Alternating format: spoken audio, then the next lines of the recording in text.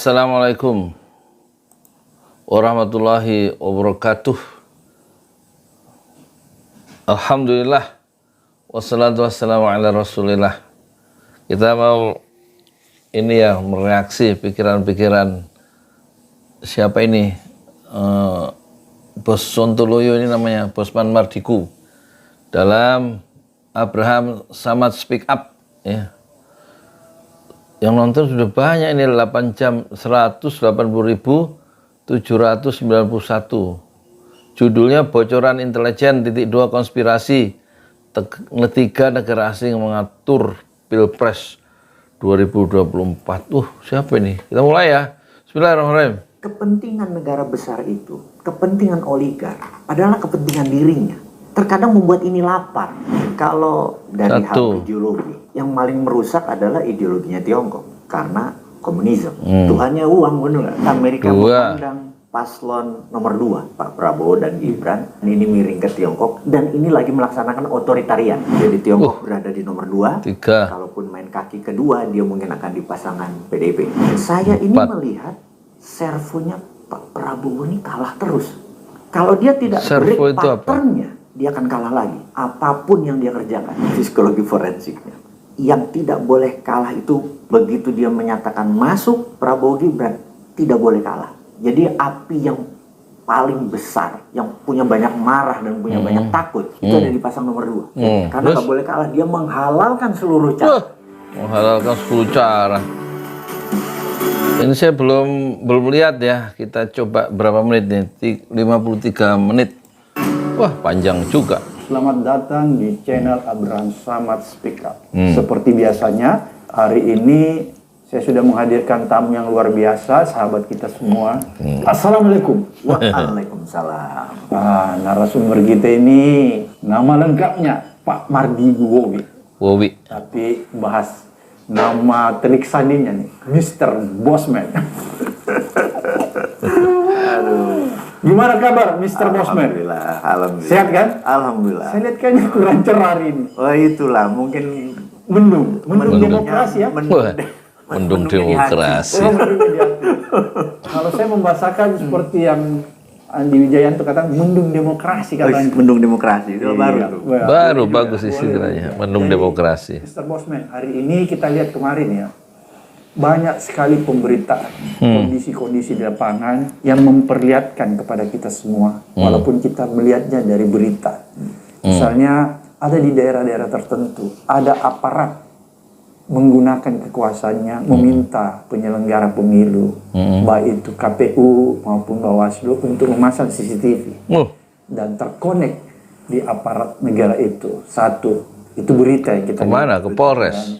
Menjadi pergunjingan ya. Kemudian kemarin yang bukan berita tapi kita bisa menyaksikan sekarang disaksikan oleh TV, ada semacam mobilisasi perangkat desa. Katanya ada 8 organisasi perangkat desa yang hadir di GBK kemarin. Desa Bersatu itu ya. Sebenarnya tidak secara eksplisit menyatakan itu deklarasi. Tapi sepertinya itu lebih condong ke sana karena hanya mengundang satu pasangan calon saja. Mana kan Prabowo? Tiga-tiganya dipanggil. Prabowo Gibran. Oleh karena itu menurut saya kelihatannya perangkat desa ini sudah mulai dimainkan. Karena mungkin mereka melihat bahwa perangkat Tito Karnavian terbawa ya. Sama dengan Babinsa mungkin ya. Oleh karena itu sebagai orang yang lama berkecimpung dan praktisi intelijen, saya ingin menanya. Mulai dimainkan, Tito mulai memainkan aparat desa, apa namanya itu, abdesi apa, itu kan semua di bawah Kementerian Dalam Negeri, termasuk pejabat-pejabat yang diangkat mengganti gubernur yang sudah habis masa jabatannya, bupati, wali kota, semuanya kan diangkat atau dilantik oleh Tito Karnavian. Jadi semua aparat tampaknya dikerahkan ya untuk memenangkan calon tertentu. Kalau yang di GBK kemarin kan yang datang Prabowo Gibran, nggak diundang yang lain itu kan. Harusnya kalau memang dia desa untuk semua, bahwa itu desa untuk seluruh Indonesia, berarti yang diundang sebenarnya harus Mahfud Ganjar atau Ganjar Mahfud dan juga Anies Caimin. Tapi yang ternyata di GBK itu Yang diundang cuma Prabowo Gibran. Berarti memang itu mulai dimainkan oleh Tito Karnavian. Oleh istana lah gitu maksudnya. Tanyakan kepada Mr. Bosman, apakah kejadian yang tadi saya sebutkan ini, rentetan kejadian-kejadian ini bisa memberi petunjuk kepada kita semua bahwa ini semacam operasi intelijen. Ngeri-ngeri kayaknya. Kalau disebut operasi intelijen itu harus senyap, itu SOP-nya. Senyap. Oke, senyap ya. Senyap. Jadi kalau ini di permukaan bisa dibilang itu bukan operasi intelijen. Oke. Yang disebut operasi intelijen itu mungkin kenapa ada sekian banyak kepala desa hadir. Itulah operasinya. Oke. Jadi ada dua operasi. Yang senyapnya operasi intelijen, yang di permukaan adalah action biasa. Gitu ya. Nah, ini memang agak miris. Mana Miris, kenapa? perangkat desa itu sebenarnya instrumen yang harus netral. Oh, oke. Gitu ya, sama Netral. seperti ASN, TNI, Polri. harus netral. Harus ya. Karena itu ada aturannya, ada pasalnya, gitu ya. Di Undang-Undang Pemilu sudah Di jelas. Undang-Undang Pemilu jelas. Dan kita tahu ada 86.000 desa. Jadi kalau kelurahan 74. kalau nggak salah sekitar 8.000 kelurahan. Oke. Kalau desa itu 86.000. Luar biasa ya. Saya sangat kenal sekali urusan perdesaan ini. Waduh, ini gawat nih netizen. Inilah kalau kita bicara sama orang Telik Sandi. Jadi, Kenal betul ya strukturnya sampai kenal betul. Jadi kita punya kaki-kaki organik di semua desa. Oke. Dan memang ada penggalangan dalam 1 tahun terakhir. ada penggalangan ya. Ada penggalangan. Dan dulu kalau penggalangan itu termasuk operasi intelijen. Itu betul. Kalau itu. Nah, memang penggalangan ini memang mengarah ke salah satu paslon. Gitu. Jadi saya pikir, tapi selama itu belum naik ke permukaan, itu belum salah. Belum salah. Ketika ini kemarin naik ke permukaan, itu tidak tepat. Benar nggak? Saya tidak menggunakan salah ya. Tidak tepat. Ini bahasa halus ya. Bahasa halus. Tadi benar kalau 3 pasang tadi ada. Masuk, ada. Mungkin fair. Iya kan? Begitu cuman 1 itu tidak tepat. Itu aja mungkin ya, kita netralkan dulu nih diskusinya. Biar jangan dalam-dalam. Teman-teman netizen nanti gigi 5 stres semua. Oke netizen. Jadi itu fakta yang terjadi ya. Bahwa Seru. ada mulai semacam penggalangan yang dilakukan. Penggalangan Itu sampai ke desa. desa. Sepertinya kejadian-kejadian seperti ini, kondisi-kondisi seperti ini pernah kita alami di zaman Orde Baru. Iya. Ya. Kebetulan pada saat itu saya masih menjadi aktivis mahasiswa, jadi saya merasakan betul. Kelompok pencapir. Seolah-olah itu kita kembali lagi ke belakang. Ada operasi-operasi semacam itu untuk memenangkan ya kelompok-kelompok tertentu. Kalau di masa lalu untuk melanggengkan status quo. Jadi kalau operasi di masa lalu itu operasi terjadinya untuk melanggengkan ya, kira-kira seperti itu. Oleh karena itu menurut saya ini kan tidak sehat bagi iklim demokrasi. Padahal kita tahu bahwa demokrasi kita sebentar lagi sudah sampai di ujung. Kalau dia sampai di ujung, kita menjadi role model nih kelihatannya. Semua negara akan bercermin ke kita. Semua negara akan datang di sini untuk belajar berdemokrasi. Tapi kalau kejadian-kejadian seperti ini dibiarkan, ini kan merusak demokrasi. Dan cita-cita kita menjadi role model demokrasi di Asia itu menjadi sirna. Kira-kira bagaimana? Mana bisa jadi role model? Banyak korupsi. Belajar banyak dari Orde Baru. Oke. Salah satunya adalah bagaimana cengkeraman 32 tahun beliau menjabat itu sampai akal sehat kita tuh sampai nggak bisa menerima gitu ya. Maksud di akal sehat gini, kayaknya nggak harus gini deh, tapi action tuh kayak nggak ada jalan gitu ya, gitu.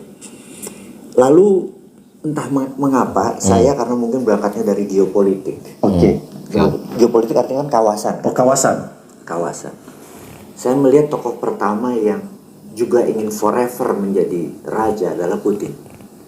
Putin itu tahun 2000 menjadi pemimpin Rusia. Harusnya ya secara negara demokrasi yang dia pilih paling lama ya 2-3 masa jabatan. Tapi dia bikin jabatan dia sampai 2036. Bayangin, dia sudah mendesain dirinya berkuasa di Rusia sampai 2036. Well designed. Well Gitu. design. Nanti di sini Medvedev lah yang jadi, nanti di sini pokoknya intinya dia gitu ya. Oke. Hebat ya Putin ini. Kemudian yang kedua Erdogan. Oke. Sama. Sama, 24 tahun juga menguasai Turki, rapih gitu ya. Nggak ada gejolak. Gak ada gejolak. Oke. Bahkan kemarin ada angkatan muda di tentara yang coba kudeta, Lewat. rapih, bersih lagi gitu. Bahkan hampir 7.000 Ya. taruna di tahanan masuk semua karena coba kudeta.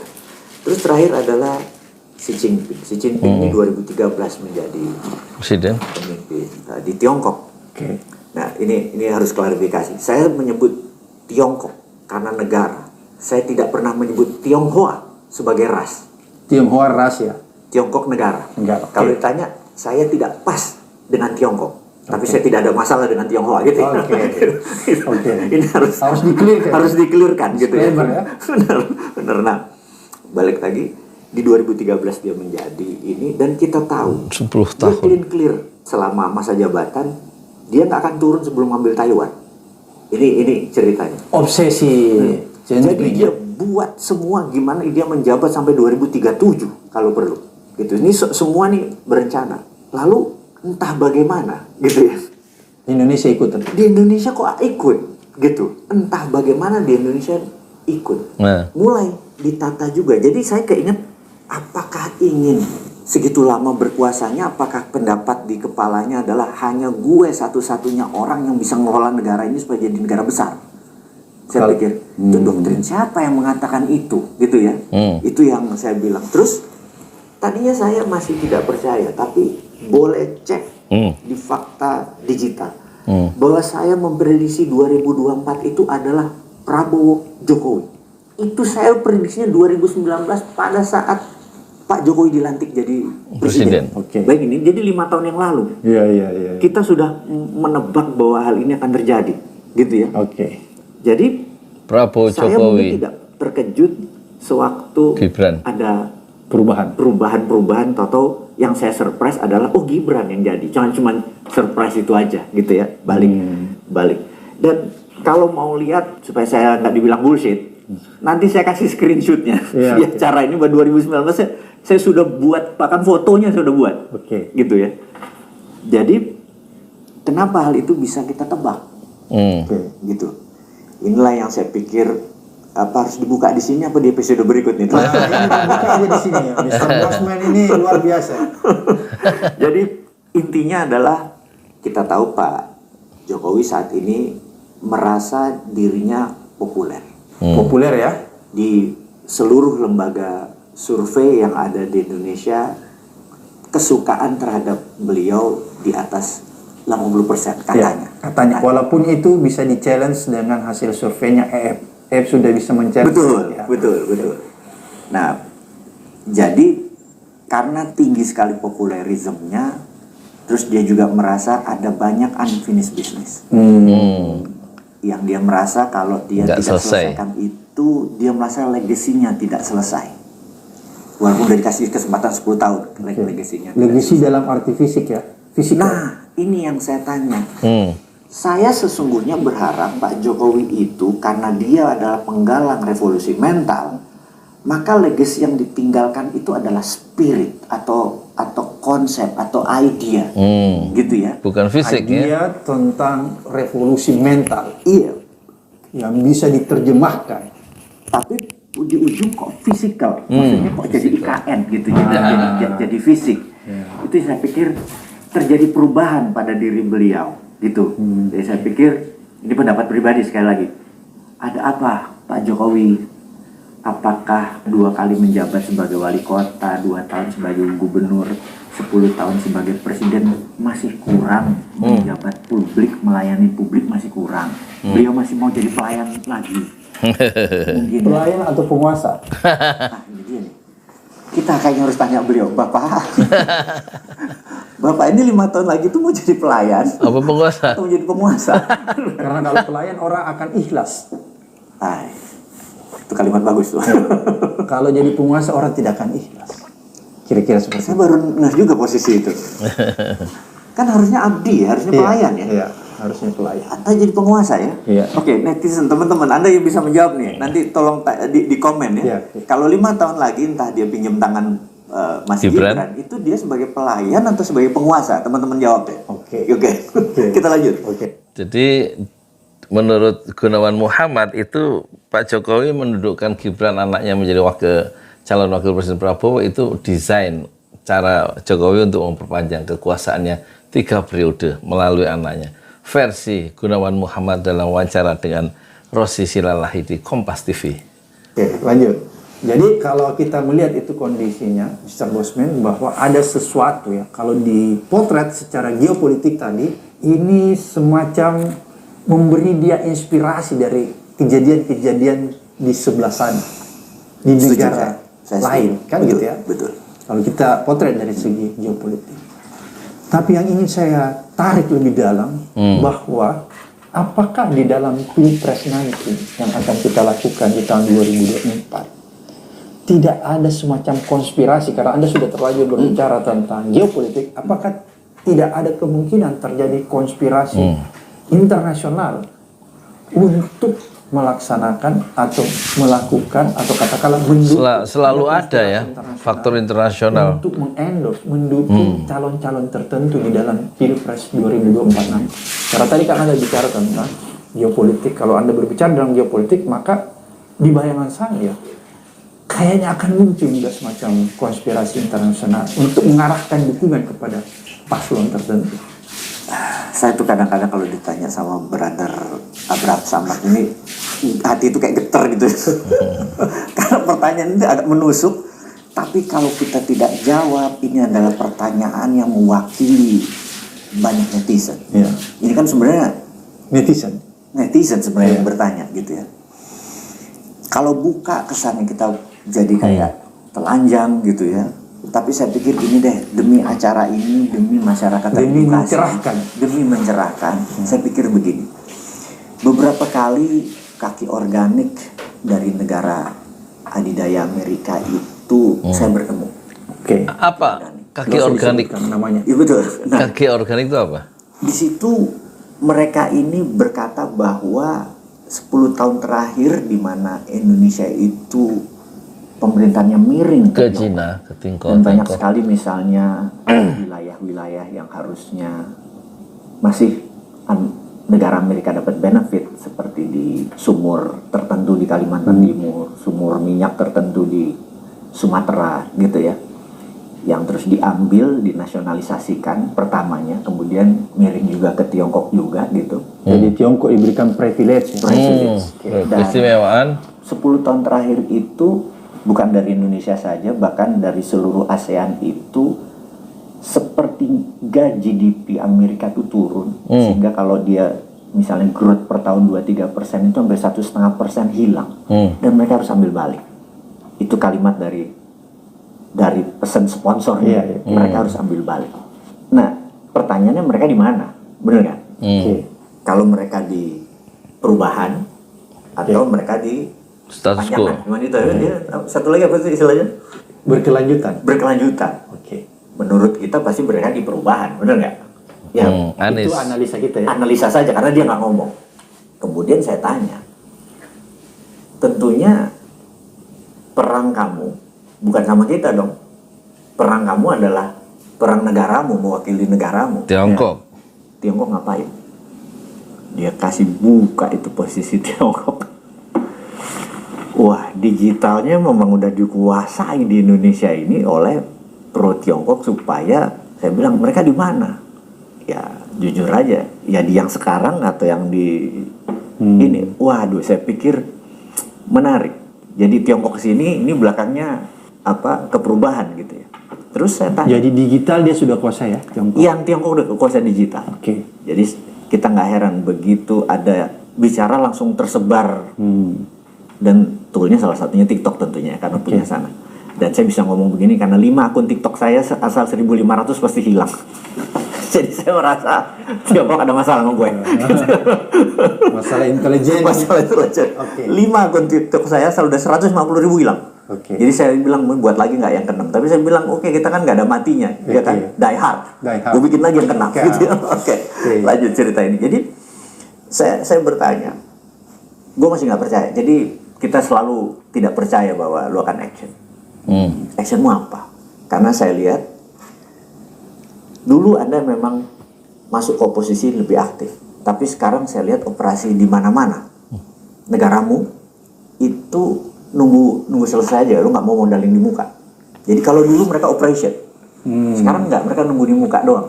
Udah nunggu di dekat-dekat finish. Udah dekat-dekat finish aja. Dia nggak mau create dari awal. Saya bilang gitu. Jadi itu permainan asing sekarang begitu. Berarti berubah metodenya. Berubah metodenya. Metode yang lalu konspirasi asingnya itu dia di awal. Di awal dia masuk benar-benar menggiring dari awal. Menggiring ya. Sekarang dia di ujung saja. Dia meng-create dulu ya. Yes, sekarang dia tidak create. Apa yang ada dia mainin. Oke. Gitu. Nah, kasih saya indikasi. Oke. Kasih saya indikasi. Jadi saya kasih tahu ke publiknya nih sekarang. Bener nggak? Jadi tool kami 2, currency dan bursa. Currency dan Jadi kalau mendadak bursa di Indonesia uang itu ditarik keluar, dan itu udah mulai ambruk, kami mulai action. Itu kita bisa deteksi dia mulai melakukan sesuatu. Terus yang kedua adalah currency. Jangan kaget kalau currency toto jadi 15.800, 16.000, 16.300, bener nggak? Dolar jadi langka. Kami action itu kodenya. Gitu. Itu dia ngomong ya sama itu ngomong. Saya bilang, waduh, ini nggak bercanda nih. Currency dan bursa. Juga Mr. Bosman dengar pada saat itu. Surprise juga kan? Surprise. Tapi saya pikir, oke, itu kode. Kode ya. Itu kode. Saya pikir oke, kita tunggu aja kodenya itu masuk. Jadi hal ini bisa menjadi acuan bahwa memang mereka mengendalikannya kan pakai economic warfare. Gitu. Jadi kalau Tiongkok mengendalikan TikTok atau media digital, kalau Amerika mencoba mempengaruhi proses-proses pemilihan presiden menggunakan tools bursa dan currency ya. Jadi mereka oke, saya tunggu. Beneran rupiah ke 16 ribuan atau 16.300 dan rupiah dolarnya langka gitu kan? Itu aja paling indikasinya. Berarti kalau dari diskusi itu, kalau Mr. Bosman lihat bahwa apakah sekarang ini yang tadi didiskusikan itu sudah mulai mengarah ke sana, faktanya, kondisi-kondisinya, prakondisinya sudah? Ya, kayaknya belum. Kayaknya belum, karena kan masih 90 hari ya. Dia belum memulai. Kayaknya belum, karena kondisi di lapangan seperti tadi kalau lihat rupiah belum juga, karena mereka bisa action itu hitungan detik kok. Itu bukan hal yang mereka harus dari sekarang dicicil enggak. Sekali action itu one time kok itu. Gitu. Jadi nggak saya tinggal nunggu aja momen itu, gitu kan. Kalau itu terjadi kan ekonomi mendadak jadi nggak stabil kan. Itu ciri mereka banget gitu. Berarti ciri itu agak mirip-mirip tahun 98 ya? Iya. Aku curiganya begitu karena dia merasa juga 98 itu 32 tahunnya. Itu SOP-nya agak mirip gitu. Oke, kalau begitu saya udah bisa menangkap nih siapa. Tapi kalau misalnya di luar Soros itu, ya. Di luar itu yang melakukan konspirasi, kan pasti metodenya berbeda. Setuju saya. Nah itulah. Jadi di dunia shadow, kalau sesuatu dibocorin, itu sesuatu nggak akan jadi. Shadow itu dunia intelijen ya. Shadow. Kalau di dunia shadow di intelijen dibocorin, maka dia nggak akan jadi. Dia harus senyap katanya tadi ya. Dunia shadow intelijen tuh, operasi intelijen. Saya selalu berpikir apa metode di luar itu, gitu loh.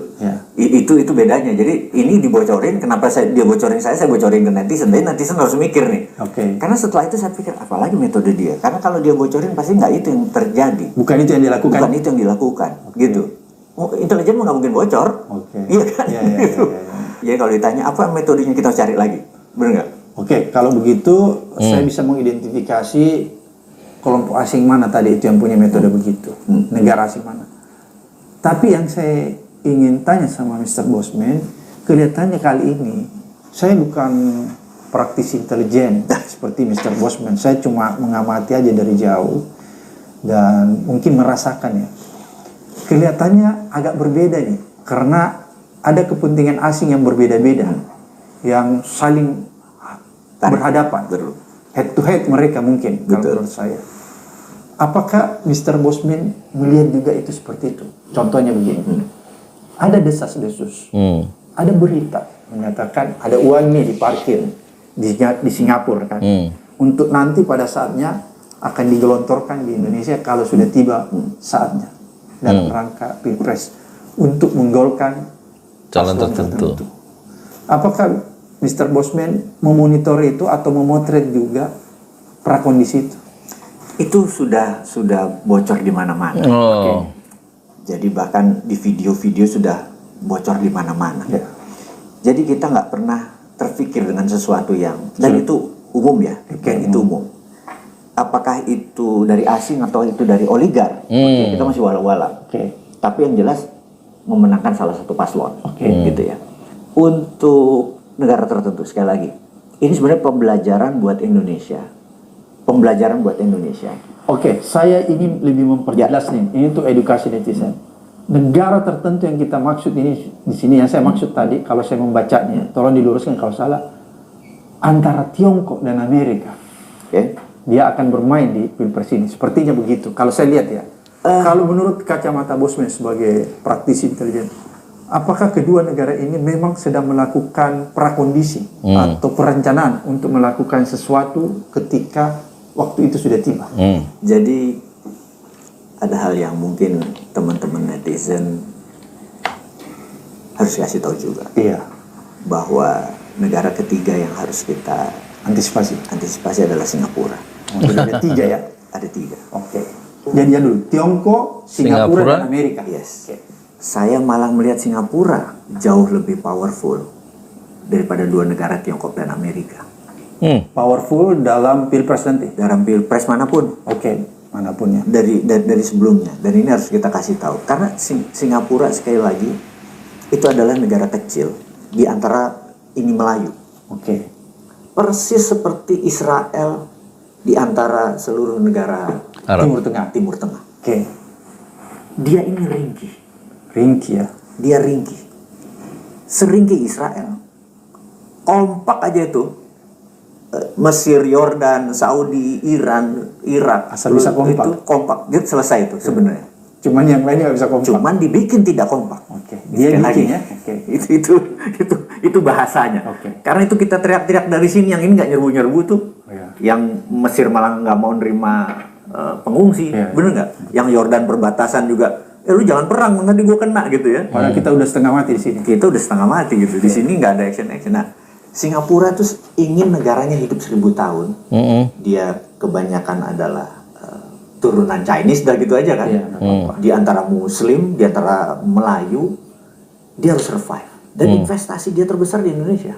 Itu fakta ya. Jadi kalau ingin mengganggu investasi dia, mengganggu ini, dia dirugikan. Bener nggak?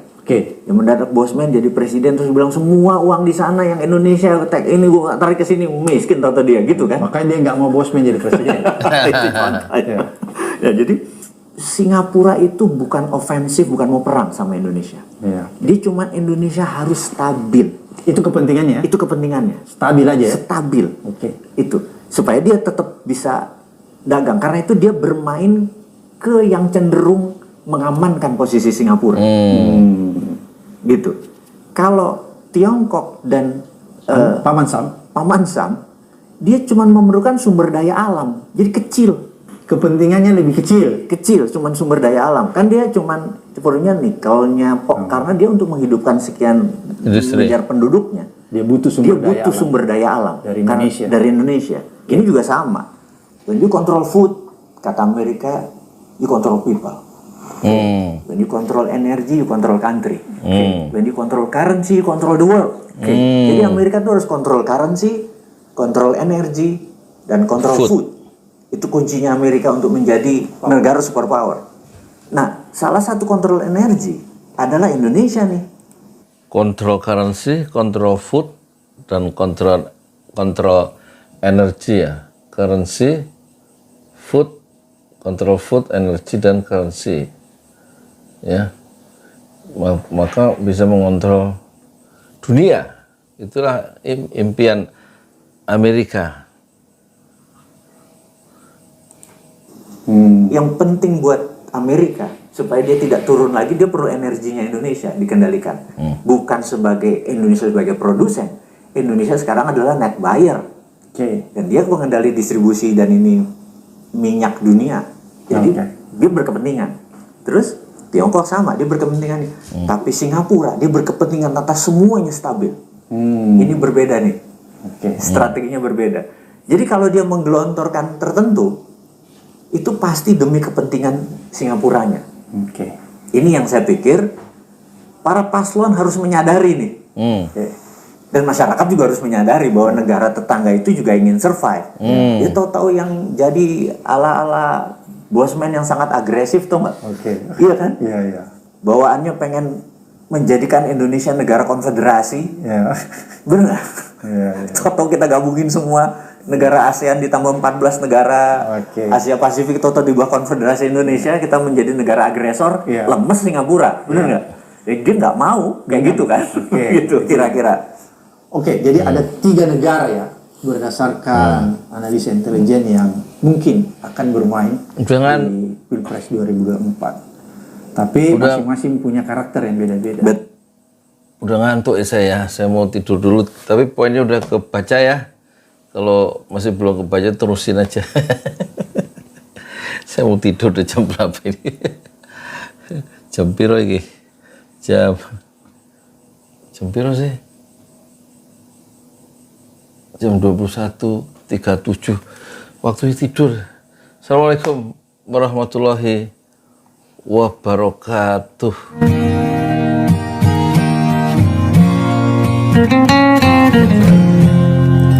Close dulu ya. Stop recording. Sorry.